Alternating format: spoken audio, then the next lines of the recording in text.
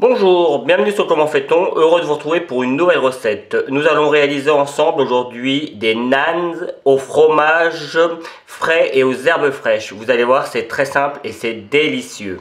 Alors, j'espère que je prononce bien le nom, hein. Moi je dis des nanes, je parle français mais ça se trouve, ça se dit nans. Donc n'hésitez pas à me le dire si vous avez une culture indienne, je pense que ça vient de là pour être très honnête. Mais c'est vraiment très simple et très bon à faire. Donc dans un premier temps, on va préparer la pâte. On va donc dans un petit saladier mettre la levure, 15 g de levure, 20 centilitres d'eau. Alors on peut mettre de l'eau tiède, moi je mets de l'eau classique, ça marche très bien. Et on va rajouter 10 g de sucre pour déjà pour amener un petit peu de sucrosité à la pâte, mais surtout pour que la levure, ça va renforcer la levure en fait. Et on va mélanger tout ça. Et on va laisser 10 petites minutes de façon à ce que ça commence à prendre un petit peu. Et on rajoutera les autres ingrédients. Donc pendant ce temps-là, vous pouvez préparer votre yaourt, la farine, le sel. Voilà, vous avez vu, il faut que la levure soit complètement dissoute. Hop, voilà. Et on laisse travailler pendant 10 petites minutes l'ensemble. Donc pendant ce temps-là, moi je vais préparer tous mes autres ingrédients. Bien. Ça fait environ 10 bonnes minutes que ma préparation commence à lever un petit peu, que la levure commence à faire son petit effet. Je vais rajouter 25 g d'huile neutre. Alors ça peut être de l'huile de tournesol, de l'huile de colza, l'huile d'arachide. Elle est moins bonne mais ça peut être ça. On évite les huiles d'olive qui ont plus de goût. Et on va rajouter 100 g de yaourt nature. Alors velouté ou pas. Moi je mets un yaourt nature classique. Alors je dis 100 g parce que tous les pots sont différents. En l'occurrence moi celui que j'avais il faisait un tout petit peu plus de 100 g, donc j'ai tout mis. Et on mélange bien comme il faut. Voilà. Vous avez vu, il n'y a pas de difficulté, hein. Hop, je pousse ça, je reprends ça. Alors là je vais me mettre un petit peu plus haut. Allez, j'ai pris mon batteur. Alors bien évidemment, ça pourrait être pétri à la main, hein, mais c'est quand même plus facile au batteur avec un crochet. J'ai mis dans ma cuve 500 g de farine et une pincée de sel. C'est environ une cuillère à café de sel. C'est largement suffisant. Je vais intégrer ma préparation que l'on vient de faire. Hop. Et on va mélanger tout ça. Alors vous savez, moi mon batteur il n'a pas de vitesse lente, en tout cas il y a une vitesse lente mais elle est déjà rapide, donc ça fait toujours son petit effet quand je mets en route, donc ne vous inquiétez pas. Voilà. Voilà, là je suis en vitesse rapide, hein, c'est pour vous dire. Donc dans un premier temps on attend que ça se mélange bien et puis après on peut mettre en vitesse un peu plus rapide. Alors, je vais l'éteindre, c'est pas très grave. Alors, donc, dans un premier temps, comme je le disais, on attend en vitesse lente que ça se mélange bien, que tout devient homogène. Une fois que tout est bien homogène, on met en vitesse plus rapide et on pétrit environ 10-15 minutes. Il faut que la pâte se décolle des parois un petit peu sur le principe de la brioche. Donc voilà, il n'y a pas de difficulté particulière. Allez, c'est parti.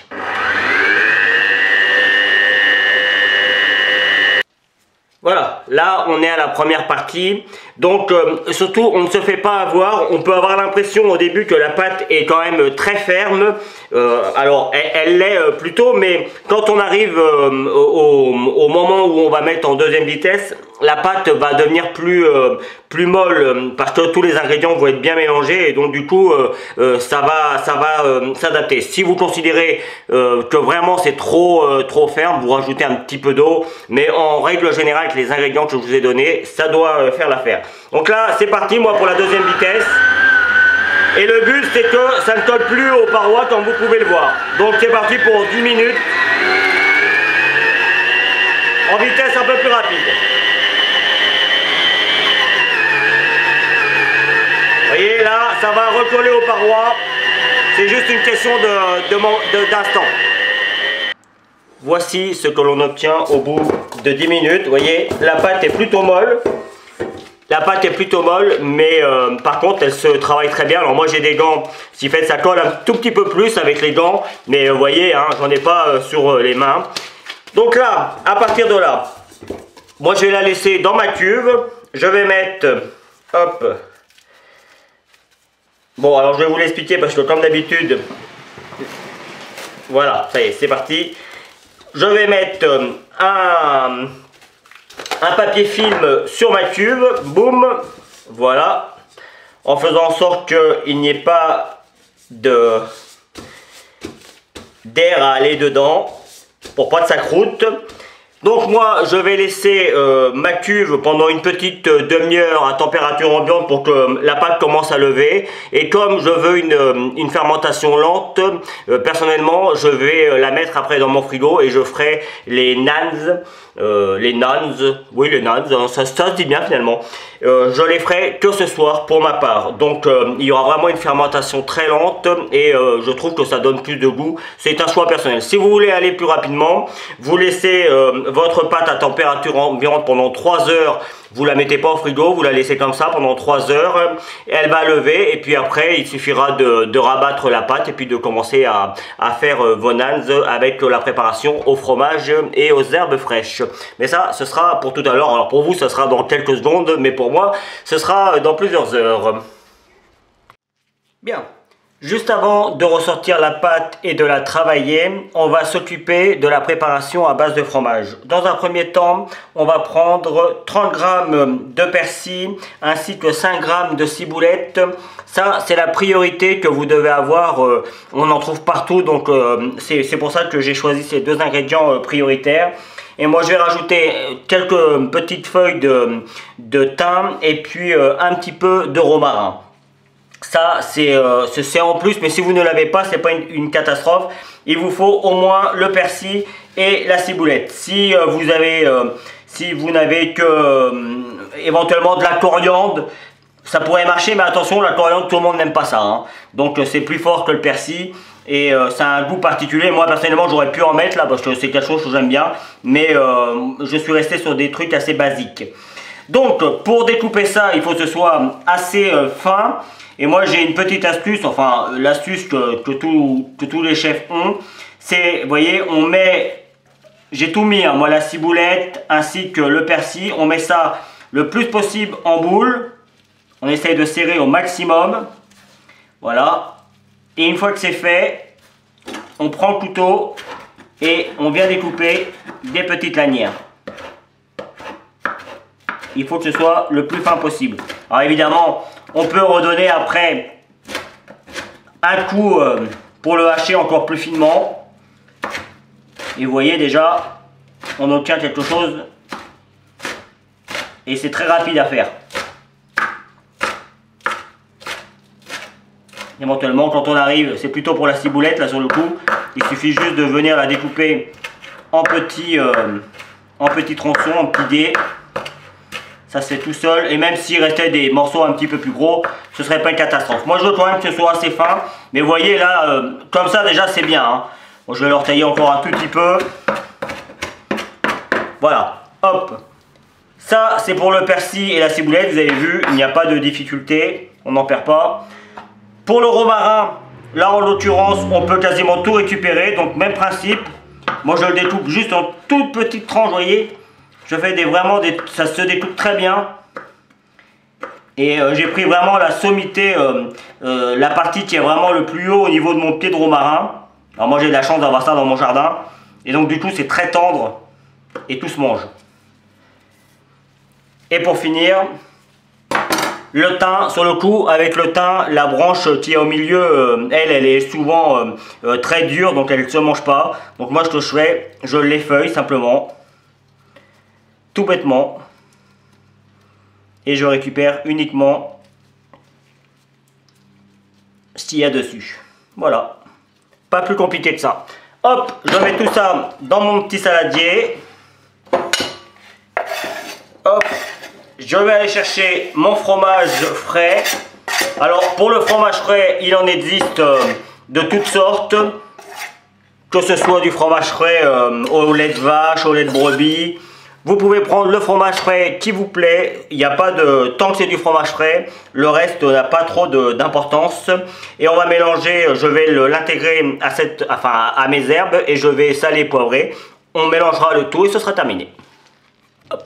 J'ai donc mis mon fromage frais. Donc les quantités sont de 150 grammes. 150 grammes de fromage frais. Je vais mettre mon sel. Alors on fait attention avec le sel parce que souvent le fromage frais est déjà salé. Alors évidemment on pourrait utiliser aussi le fromage, vous savez, avec la petite vache. Je vais pas citer le nom complet parce que j'ai pas le droit, de faire de pub comme ça. Donc mais vous avez tous compris. Voilà, ça c'est la facilité, mais franchement de préparer sa préparation, c'est quand même meilleur. Et en plus vous avez vu, il y a peu d'ingrédients. Je sale, je poivre, je mélange le tout. Alors là, dans un premier temps, c'est un petit peu, surtout que moi j'ai un fromage frais qui est un petit peu ferme. Mais vous allez voir, il suffit juste de 2-3 petits mouvements et puis ce sera travaillé. Donc, une fois que l'on a bien tout bien mélangé, on remet la préparation au frigo et puis on va sortir la pâte. Vous voyez, moi j'hésite pas, je viens bien la travailler. Voilà. Voilà. Regardez comme c'est beau.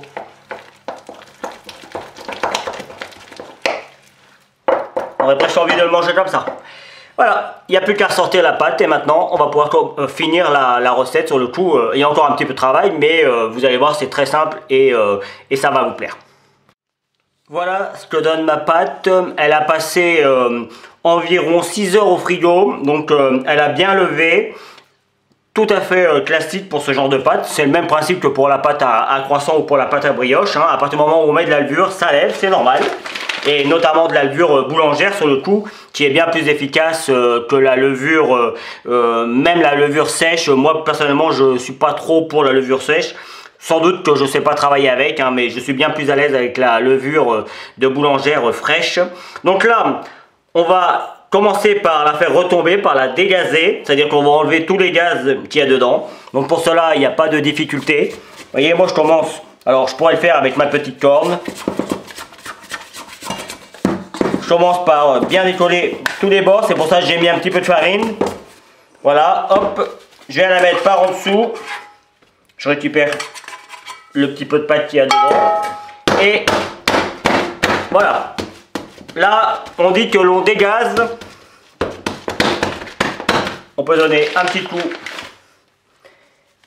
de farine pour éviter que ça colle de trop. Moi, je vais, puisque maintenant il va falloir diviser tout ça en 12 portions égales, je vais peser ma pâte, si ça veut bien marcher, voilà. Donc je vais me servir de mon bac. J'ai 860 grammes, donc je vais prendre mon téléphone, c'est pratique, ça sert à ça.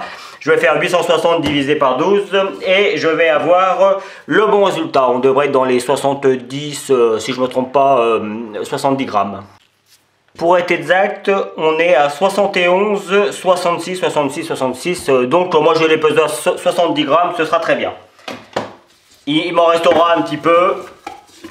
Donc, pas besoin de vous expliquer hein, pour savoir comment peser, il n'y a pas de difficulté particulière. Juste, là j'ai 80, j'y suis presque, 75.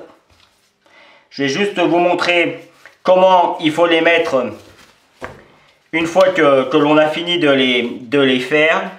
Donc évidemment, vous les pesez tous avant de faire ce que je vais faire. Vous voyez, on va l'étaler un petit peu comme ça. On va le mettre, vous voyez, je lui donne sa forme comme si j'allais faire une boule. C'est ce que je vais faire, hein. Je vais faire une boule. Et puis après, je vais venir la rouler dans le creux de ma main. Alors, J'avoue, ça paraît simple comme ça, moi j'ai l'habitude, donc c'est très simple pour moi. Mais c'est vrai que quand on fait ça pour la première fois, ça peut être un peu compliqué. Après, là c'est vraiment pour lui donner pour commencer à lui donner sa forme et pour lui donner un petit peu de force. Si vous n'y arrivez pas et que c'est pas parfait, c'est pas une catastrophe, hein. Il n'y aura pas d'incidence sur le reste de la recette. Donc, et après, on met ça à reposer, hop, sur le côté et puis vous recommencez l'opération jusqu'à ce qu'il n'y en ait plus. Donc c'est parti, je continue avec mes 70 grammes jusqu'à ce qu'il n'y ait plus de pâte. Je boule et je vous retrouve. Alors pour info, j'en ai bien fait 12 avec la préparation qu'on a, 12 à 70 grammes, ça marche super bien. Donc comme vous pouvez le voir, j'ai commencé à les travailler un petit peu. Une fois que je les ai boulés, je les ai reposés, je les ai laissés reposer environ 10 minutes. Et puis après, on va commencer à les travailler un petit peu. Alors je ne sais pas si vous avez déjà fait des chaussons aux pommes, mais c'est le même principe, sauf que là, on vient bien jusqu'au bout. Puisque là, il n'y a pas de feuilletage, donc on peut se permettre d'aller juste à la fin. Alors qu'avec les chaussons aux pommes, en règle générale, on s'arrête sur les bords. Et là, on peut aller au bout. En fait, c'est pour leur donner une forme, de façon à ce qu'on puisse mettre la crème au milieu. On va les replier et puis après il ne nous suffira plus qu'à les rallonger une dernière fois, mais ce sera plus facile de les travailler une fois qu'ils ont déjà reposé. Vous voyez, là je vais reprendre le premier que j'ai fait et vous voyez, alors je vais juste le refariner un tout petit peu parce que ça colle un peu, ce qui est tout à fait normal, hein. Et vous voyez là, ça se travaille tout seul. En fait, avec la pâte, il ne faut pas se battre. Il faut laisser du repos. J'aurais tendance à dire, c'est vraiment le plus important pour la pâte. On laisse du repos et si vous laissez du repos à votre pâte, vous aurez toujours des bons résultats. Et ce sera plus facile à faire. Donc, moi évidemment, je ne vais pas faire les 12 devant vous, hein, c'est environ 2 par personne. Donc, moi je suis tout seul, comme vous le savez. Donc, je vais en faire 2 ou 3. Ce sera suffisant pour vous montrer et pour la fin de la vidéo. Et puis les autres, je vais les congeler. Ça vous prouve également que ça se congèle très bien. Et de cette manière, alors vous pouvez tous les cuire si vous le voulez, puis les sortir au dernier moment. Comme ça vous permet juste de les préchauffer et de les mettre au four. Et puis en 5 minutes, c'est chaud et vous pouvez les manger. Moi, je vous conseille quand même de les mettre au congélateur si vous le faites et que vous en mettez au congélateur, de les mettre comme ça. Vous allez voir, à la poêle, ça prend 5 minutes de chaque côté, peut-être un petit peu plus, mais c'est quand même assez rapide. Et c'est très simple, donc je vous conseille de les congeler crus. Allez, je suis retourné chercher ma préparation au fromage au frigo. Et alors, il n'y a pas de quantité exacte, hein. Moi je dirais déjà, quand on a mis, voyez, la valeur d'une cuillère, allez, une bonne cuillère à soupe, c'est très bien. Donc, je vous montre, on met ça comme un chausson, comme je viens de vous l'expliquer. On vient on le referme. Voilà. Et en fait, là, c'est là où ça devient un petit peu plus compliqué parce que le but, c'est de venir en mettre partout et de refaire quelque chose d'à peu près rond. Je dis bien à peu près. En tout cas, on ne lui laisse pas la forme initiale, on l'aplatit un petit peu. Alors on peut s'aider d'un emporte-pièce. Et vous voyez, même si on a quelque chose de pas parfaitement rond, mais qui est bien aplati, bon, ce ne sera pas parfaitement rond, mais ce sera très bien. Finalement, là on voit bien que le fromage est bien réparti partout. Et finalement, c'est joli aussi en forme de chausson comme ça. Donc pour moi, ce sera très bien. Et après, si vous voulez les faire ronds, il y a une autre astuce, hein. Vous faites des cercles, hein, tout simplement. Et puis, vous mettez un premier cercle. Vous mettez la crème dessus, vous reprenez le deuxième cercle, vous posez par-dessus, comme si vous faisiez des feuilletés par exemple. Et puis, comme ça, vous allez avoir le rond. Mais là, on pourrait le faire aussi, hein. Il suffit juste, ça demanderait juste un tout petit peu plus de travail. Mais voilà, il suffit de le retravailler. Voilà. Bah finalement, puisque je suis parti, on va le faire rond. Et voilà. Comme quoi, et là on a quelque chose d'à peu près rond. Vous voyez, il n'y a rien de compliqué, hein. Donc hop, moi je dépose ça sur ma plaque. Je fais tous les autres, hein, vous avez compris le principe. Alors je vais en refaire un rapidement devant vous, comme ça ça va être fait. C'est bien d'avoir deux exemples. Vous pourriez retourner en arrière pour voir la vidéo. Hop, on étale le mieux possible. Voilà. Voilà. La valeur d'environ une cuillère à soupe. Voilà. On met à peu près au milieu. Il n'y a vraiment pas de difficulté, hein. Voilà. Je vais prendre mon cercle tout de suite, comme ça, ça va être bien plus facile pour moi. Je vais commencer à l'étaler.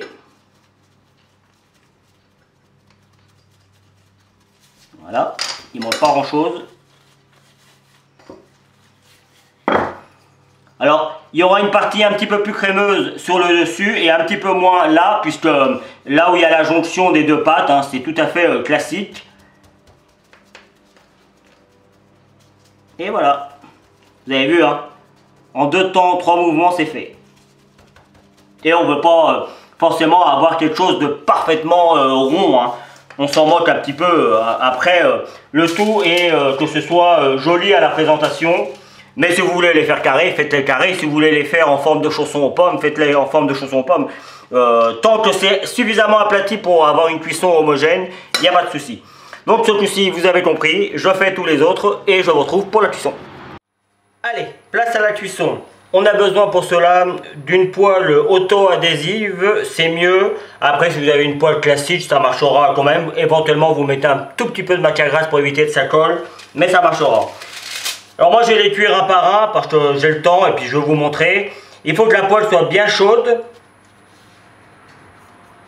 Et on met dans un premier temps sur une première face. Alors on pourrait, vous voyez, j'ai de la place pour en mettre 2, mais ça va gonfler un petit peu, hein, avec l'effet de la levure, un petit peu. Donc c'est bien de le faire au fur et à mesure. Moi, ce que je vous conseille, si vous avez beaucoup de nanes à cuire, c'est de les pré-cuire. C'est-à-dire que vous les préparez comme je suis en train de faire. Vous les faites 2 minutes de chaque côté. Et puis vous les remettez sur votre plaque. Et une fois que tout est cuit, au moment de servir, vous les reprenez et vous reprenez votre poêle bien chaude. Et là, ce coup-ci, vous terminez la cuisson comme ça. Vous pouvez les faire au fur et à mesure et ça ira plus vite. Alors après, si vous avez une poêle plus grande, c'est super. Après, si vous avez une plancha, alors là, c'est top. Parce que du coup, vous pouvez toutes les faire avec. Donc c'est parti. Il faut compter 5 bonnes minutes, hein. On n'hésite pas à regarder pour voir la couleur que ça prend. Vous voyez, ça prend déjà un petit peu de couleur, donc c'est quand même assez rapide. Et on ne veut pas non plus que ça prenne trop de couleur, il faut que ce soit cuit, mais il ne faut pas que ce soit cramé. Voilà, là ça fait 5 minutes que la première cuisson est faite. Hop, je le tourne. Vous voyez, on a quelque chose de joli. Après, je vais en faire un en mettant un tout petit peu de matière grasse pour ceux qui veulent voir la différence. Moi, personnellement, je les préférerais aussi avec un petit peu de matière grasse, mais la vraie façon de faire, c'est comme ça. Et là, c'est reparti pour 5 minutes et vous avez vu, ça gonfle un petit peu, hein. On n'est pas non plus sur quelque chose de très évolué, mais ça gonfle un petit peu. Et je sens que je vais me régaler. Mon premier est déjà cuit, je mets mon deuxième. Il n'y a que le dernier, hein, comme je vous disais, que je vais faire. Alors, on pourrait aussi imaginer les cuire dans un croque-monsieur, pourquoi pas. Je suis certain que ça marcherait également. Alors donc du coup, comme vous pouvez voir, le premier est ici. Et on se retrouve vraiment, je ne sais pas si vous connaissez les pains, les boulangers en Inde, ils ont des fours qui sont creusés. Et ils viennent coller la pâte au niveau du four. C'est un petit peu technique et puis il faut le voir pour comprendre ce que je dis. Mais ça cuit en 4-5 minutes, les pains sont cuits. Sur le coup là c'est que le pain et ils mangent que ça. Donc on est vraiment sur ça, hein. Sauf que là nous on a rajouté une préparation à l'intérieur. Mais on est vraiment sur cet esprit là. Donc moi je vais me régaler, c'est sûr. Donc là c'est parti, encore 5 minutes et puis voilà. Maintenant vous avez compris le principe. Je vais quand même vérifier que ça prend pas trop de couleur. Non, ça prend pas trop de couleur. Pas besoin d'avoir une poêle qui soit... Il faut que la poêle soit chaude, mais il ne faut pas non plus avoir un feu trop vif pour éviter que ça cuise trop vite. C'est pas mieux non plus. Donc on s'adapte en fonction des instruments que l'on a à la maison. J'ai terminé ma cuisson de mes naans classiques. Là, je fais la version avec un tout petit peu d'huile, voire un petit peu d'huile, enfin voilà, à la française quoi. Et comme vous pouvez le voir, on a quelque chose de plus joli, hein. C'est plus doré, mais c'est plus gras. Après, il faut savoir ce qu'on veut. En revanche, le résultat est à peu près le même, hein. Il n'y a pas une grande différence, mis à part que c'est plus gras, hein, comme quand on fait cuire quelque chose dans de l'huile, ce qui est assez classique. Donc voilà, après c'est à vous de voir. Moi, les miens, ils sont ici et je vais vous les montrer juste après. Évidemment, ils vont avoir le temps de refroidir un petit peu. Je vais juste décaler comme ça. Voilà, ils vont avoir le temps de refroidir un petit peu et le temps que je fasse la fin de la vidéo, les photos et tout ça. Et personnellement, je les remettrai au four 5 ou 10 minutes dans un four chaud et ce sera parfait. Donc voilà, là il va être temps que j'aille retirer celui qui est sur la plaque. Et c'était juste pour vous montrer qu'on peut faire de manière différente. La manière classique, hein, une fois encore, c'est celle que j'ai faite en premier. La version avec l'huile, c'est vraiment la version à la française, mais c'est pas la version classique. Voilà, la vidéo va se terminer sur cette petite image. Comme vous pouvez le voir, j'en ai découpé un. On voit bien la préparation fromagère avec les herbes fraîches à l'intérieur. Alors, encore une fois, moi, là, ça a eu le temps de refroidir, hein. Le but, c'est d'avoir l'ensemble bien chaud, aussi bien le pain, j'appelle ça du pain, moi. D'ailleurs, juste pour info, j'étais en train de penser en le faisant que on était un petit peu sur le panini, pour ceux qui connaissent les panini à la française. On est un petit peu sur ça, sauf que pour le panini, on a du pain classique. Cela étant dit, là, on a fait à peu près de la pâte à pain assez classique aussi, hein. On a rajouté un petit peu de sucre, mais bon, voilà, on reste sur de la pâte à pain. Donc voilà, c'était la petite chose que je me disais et comme vous pouvez voir, c'est joli et puis c'est très convivial, hein, quand on invite des gens ou lors d'un apéritif éventuellement ou juste pour le dimanche soir quand on n'a pas envie trop de cuisiner, eh bien en regardant la télé, c'est cool et en plus c'est super bon. Donc voilà, puis il n'y a que des bonnes choses, hein, finalement il y a du pain, du fromage frais, des herbes fraîches, donc sauf si vous les cuisez à l'huile comme le dernier que j'ai fait, mis à part ça, sinon là franchement c'est une recette qui est quand même assez c'est assez complet et à la fois assez bonne pour la santé, donc à faire sans hésitation. Voilà, j'espère, s'il y a des gens qui sont allés en Inde ou qui sont originaires d'Inde, n'hésitez pas à me dire si j'ai bien fait la recette. Ça me fait toujours plaisir moi d'avoir des retours comme ça avec des gens qui connaissent vraiment les produits et sur le coup n'hésitez pas à me dire les 2-3 petites choses qui vont pas et j'hésiterai pas à les changer pour les recettes qui suivront. Voilà, merci pour votre fidélité. Comme toujours, vous avez vu les liens qui sont apparus, n'hésitez pas à aller y faire un petit tour et puis si vous continuez un petit peu plus longtemps, vous allez avoir le lien qui va vous permettre de vous abonner à ma chaîne YouTube, celui qui va vous amener sur mon site www.commentfaiton.com où vous retrouvez l'ensemble de mes recettes et je vous donne 2 autres recettes, pourquoi pas les panini, tiens si j'y pense, faudra que j'y pense, les panini, puis une autre recette dans le même genre, tout aussi classique et tout aussi bonne que celle-ci. À bientôt sur Comment fait-on.